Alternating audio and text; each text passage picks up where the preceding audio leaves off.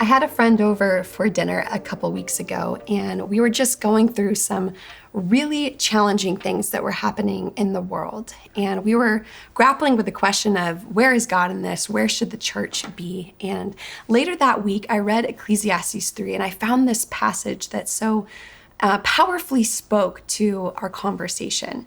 Ecclesiastes 3 says this: "Moreover, I saw under the sun that in the place of justice, even there was wickedness, and in the place of righteousness, even there was wickedness.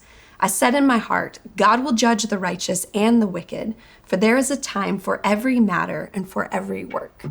Honestly, it seems like these days, every single week, there's some Christian pastor or leader who falls, who takes who's morally failed to live up to what Christian standards are, not set by me, but set by Christ, the author and perfecter of our faith. And it's so challenging because even in the place where you expect there to be righteousness, like Ecclesiastes says, there's wickedness. Even from those that you expect to be doing justice, there is great injustice. And it was this moment where I camped on this verse for a little bit because it so resonated with what I was feeling and what my friend was feeling. There is a lack of justice, a lack of righteousness in the world today, even and all the more tragically from those that we expect it from. And I just want to pause and recognize this is something that the Bible itself calls out. This is something that the Bible is not ignorant of. This is something that over and over again the scriptures speak to. Even the righteous fall. Even those that are supposed to execute justice fail. Humans are failures. Even our righteousness, Isaiah says, is like dirty rags.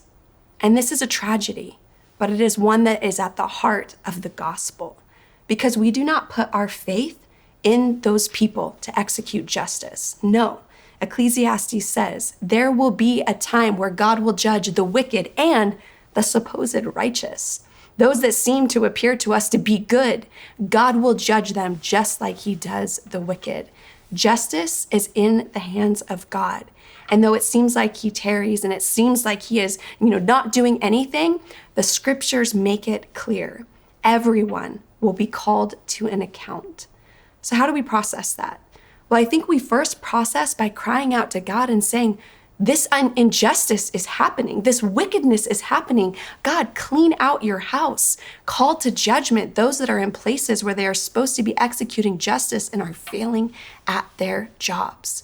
We can cry out to God and we can pray that his justice would not tarry, but that we would see it both in eternity and in our lifetime. And when we see people being called to account, it's something that we should celebrate. It's something that we should participate in and say, there is a standard. It's not us, it's Christ. And when we fall short of that standard, we need to be held accountable. Food for thought. I hope that's helpful for you.